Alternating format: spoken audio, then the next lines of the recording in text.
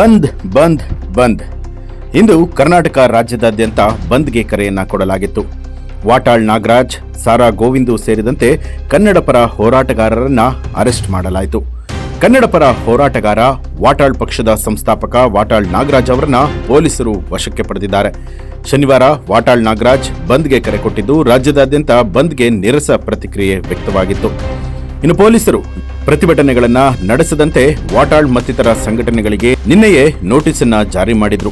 ಆದರೆ ಪೊಲೀಸರು ನೀಡಿದ್ದ ಎಚ್ಚರಿಕೆಯನ್ನ ಕೂಡ ಉಲ್ಲಂಘಿಸಿ ಬೆಂಗಳೂರಿನ ಪುರಸಭೆಯ ಬಳಿಯಲ್ಲಿ ವಾಟಾಳ್ ಪ್ರತಿಭಟನೆ ನಡೆಸೋದಕ್ಕೆ ಮುಂದಾದ ಕಾರಣ ಅವರನ್ನ ಪೊಲೀಸರು ವಶಕ್ಕೆ ಪಡೆದಿದ್ದಾರೆ.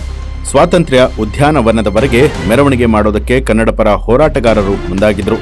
ಆದರೆ ಪೊಲೀಸರು ಅದಕ್ಕೆ ಅನುಮತಿಯನ್ನ ನಿರಾಕರಿಸಿದ್ದಾರೆ. ಬೆಳಗಾವಿಯೂ ಸೇರಿದಂತೆ ಬಂದ್ಗೆ ಜನರಿಂದ ಬೆಂಬಲ ದೊರೆತಿಲ್ಲ.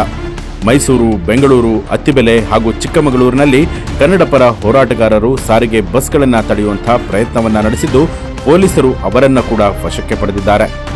ಇನ್ನು ಸಾರಿಗೆ ಬಸ್, ವೈದ್ಯಕೀಯ ಸೇವೆ, ಹೋಟೆಲ್ಗಳು, ಬಾರ್ಗಳು ಹಾಗೂ ರೆಸ್ಟೋರೆಂಟ್ಗಳು ಸೇರಿದಂತೆ ಯಾವುದೇ ಸೇವೆ ಹಾಗೂ ವ್ಯವಹಾರಗಳ ಮೇಲೂ ಕೂಡ ಯಾವುದೇ ರೀತಿಯಾದಂತಹ ಬಂದ್ ಪರಿಣಾಮ ಬೀರಿಲ್ಲ. ಇನ್ನು ಕನ್ನಡ ಪರ ಹೋರಾಟಗಾರರಿಗೆ ತಟ್ಟಿದಂತಹ ಬಂದ್ನ ಬಿಸಿ ಅಂತಾನೆ ಹೇಳಬಹುದು.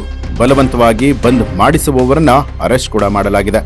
ಕೆಲವು ಕನ್ನಡ ಪರ ಸಂಘಟನೆಗಳು ಕೊಟ್ಟಂತಹ ಕರ್ನಾಟಕ ಬಂದ್ ಕರೆಯ ಬಿಸಿ ಕೇವಲ ಕನ್ನಡ ಪರ ಹೋರಾಟಗಾರರಿಗೆ ಮಾತ್ರ ತಟ್ಟಿದಂತಿದೆ.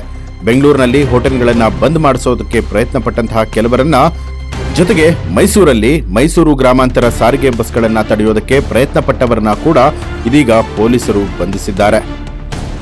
ಇಡೀ ರಾಜ್ಯದಲ್ಲಿ ಪ್ರಮುಖ ಸ್ಥಳಗಳಲ್ಲಿ ಯಾವುದೇ ರೀತಿಯಾದ ಅಹಿತಕರ ಘಟನೆಗಳು ನಡೆಯದಂತೆ ಬಿಗಿ ಪೊಲೀಸ್ ಬಂದೋಬಸ್ತನ್ನ ಆಯೋಜನೆ ಮಾಡಲಾಗಿತ್ತು. ಉಳಿದಂತೆ ರಾಜ್ಯದಾದ್ಯಂತ ಕರ್ನಾಟಕ ಬಂದ್ಗೆ ಜನರು ಕ್ಯಾರೆ ಎನ್ನುತ್ತಿಲ್ಲ. ಶಾಲಾ ಕಾಲೇಜುಗಳು, ಹೋಟೆಲ್ಗಳು, ವೈದ್ಯಕೀಯ ಸೇವೆಗಳು, ಅಂಗಡಿ ಮುಗ್ಗಟ್ಟುಗಳು ಸೇರಿದಂತೆ ಎಲ್ಲ ವ್ಯವಹಾರಗಳು ಕೂಡ ಎಂದಿನಂತೆ ನಡೆದಿದೆ. ಈ ಒಂದು ಮಾಹಿತಿ ನಿಮಗೆ ಇಷ್ಟ ಆಯಿತು ಅನ್ನುವಂಥದ್ದಾದ್ರೆ ಮಿತ್ರ ಚಾನೆಲ್ ಅನ್ನ ತಪ್ಪದೆ ಸಬ್ಸ್ಕ್ರೈಬ್ ಮಾಡಿ, ಬೆಲ್ ಐಕಾನ್ ಒತ್ತಿ.